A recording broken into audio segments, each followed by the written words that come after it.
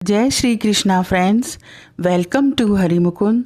आइए आज श्रीमद् भागवत पुराण के 8वें स्कंद का 9वां अध्याय शुरू करते हैं। इसमें मोहिनी रूप से भगवान के द्वारा अमृत बांटा जाना, इसकी कथा बताई गई है। श्री सुखदेव जी कहते हैं, असुर आपस के सद्भाव और प्रेम को छोड़कर एक दूसरे की निंदा कर रहे थे और डाकू की तरह एक दूसरे के हाथ से अमृत का कलश छीन रहे थे। इसी बीच में उन्होंने देखा कि एक बड़ी सुंदरी स्त्री उनकी ओर चली आ रही है। वे सोचने लगे, कैसा अनुपम सौंदर्य है, शरीर में से कितनी अद्भुत छटा छिटक रही है, तनिक इसकी नई उम्र तो देखो। बस अब वे आपस की लाग डांट भूलकर उसके पास दौड़े गए।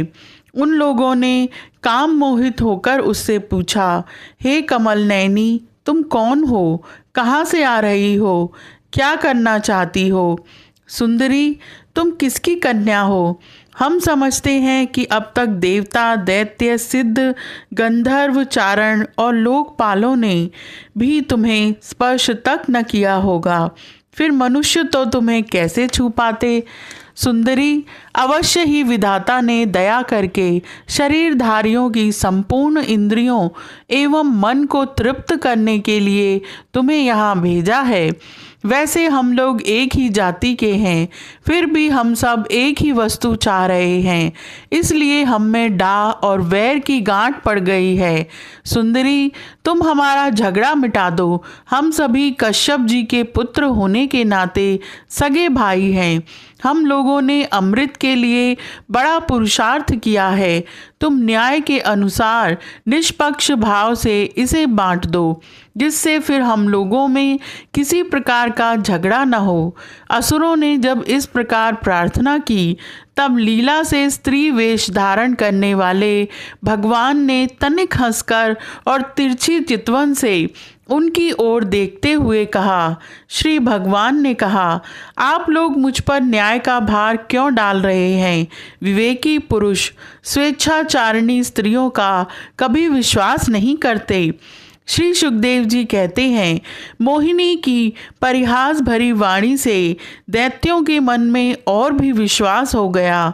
उन लोगों ने रहस्यपूर्ण भाव से हंसकर अमृत का कलश मोहिनी के हाथ में दे दिया। भगवान ने अमृत का कलश अपने हाथ में लेकर तनिक मुस्कुराते हुए मीठी वाणी से कहा, मैं उचित या अनुचित जो कुछ भी करूं, वह सब यदि तुम लोगों को स्वीकार हो तो मैं यह अमृत बांट सकती हूँ।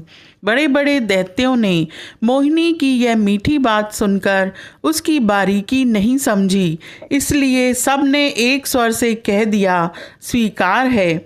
इसका कारण यह था कि उन्हें मोहिनी के वास्तविक स्वरूप का पता नहीं था। इसके बाद एक दिन का उपवास करके सबने स्नान किया, भविष्य से अग्नि में हवन किया, गौ, ब्राह्मण और समस्त प्राणियों को घास, चारा, अन्न, धन आदि का यथा योग्य दान दिया। अपनी अपनी रुचि के अनुसार सबने नए नए वस्त्र धारण किए और इसके बाद सुंदर सुंदर आभूषण धारण करके सब के सब उन कुशा आसनों पर बैठ गए, जिनका अगला हिस्सा पूर्व की ओर था। जब देवता और दैत्य दोनों ही धूप से सुगंधित मालाओं और दीपकों से सजे सजाए भव्य भवन में पूर्व की ओर मुंह कर कर बैठ गए, तब हाथ में अमृत का कलश लेकर मोहिनी सभा मंडप में आई। भगवान ने मोहिनी रूप में यह विचार किया कि असुर तो जन्म से ही क्रूर स्वभाव वाले हैं, इनको अमृत पिलाना सर्पों को दूध पिलाने के समान बड़ा अन्याय होगा। इसलिए उन्होंने असुरों को अमृत में भाग नहीं दिया। भगवान ने देवता और असुरों की अलग अलग पंक्तियां बना दी और फिर दोनों को कतार बांधकर अपने अपने दल में बिठा दिया। इसके बाद अमृत का कलश हाथ में लेकर भगवान दैत्यों के पास चले गए। उन्हें हाव भाव और कटाक्ष से मोहित करके दूर बैठे हुए देवताओं के पास आ गए तथा उन्हें वह अमृत पिलाने लगे। जिसे पी लेने पर बुढ़ापे और मृत्यु का नाश हो जाता है। असुर अपनी की हुई प्रतिज्ञा का पालन कर रहे थे। उनका स्नेह भी हो गया था और वे स्त्री से झगड़ने में अपनी निंदा भी समझते थे, इसलिए वे चुपचाप बैठे रहे। मोहिनी में उनका अत्यंत प्रेम हो गया था। वे डर रहे थे कि उससे हमारा प्रेम संबंध टूट न जाए। मोहिनी ने भी पहले उन लोगों का बड़ा सम्मान किया था, इससे वे और बंध गए थे। यही कारण है कि उन्होंने मोहिनी को कोई अप्रिय बात नहीं कही। जिस समय भगवान देवताओं को अमृत पिला रहे थे, उसी समय राहु दैत्य देवताओं का वेश बनाकर उनके बीच में आ बैठा और देवताओं के साथ उसने भी अमृत पी लिया, परंतु चंद्रमा और सूर्य ने उसकी पोल खोल दी। अमृत पिलाते पिलाते ही भगवान ने अपने तीखी धार वाले चक्र से उसका सिर काट डाला। अमृत का संसर्ग ना होने से उसका धड़ नीचे गिर गया, परंतु सिर अमर हो गया और ब्रह्मा जी ने उसे ग्रह बना दिया। वही राहु पर्व के दिन पूर्णिमा और अमावस्या को वैर भाव से बदला लेने के लिए चंद्रमा तथा सूर्य पर आक्रमण किया करता है। जब देवताओं ने अमृत पी लिया, तब समस्त लोगों को जीवन दान करने वाले भगवान ने बड़े बड़े दैत्यों के सामने ही मोहिनी रूप त्याग कर अपना वास्तविक रूप धारण कर लिया।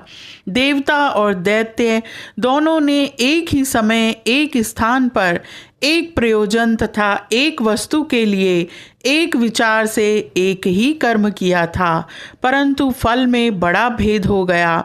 उनमें से देवताओं ने बड़ी सुगमता से अपने परिश्रम का फल अमृत प्राप्त कर लिया, क्योंकि उन्होंने भगवान के चरण कमलों की रज का आश्रय लिया था, परंतु उसी से विमुख होने के कारण परिश्रम करने पर भी असुरगण अमृत से वंचित ही रहे।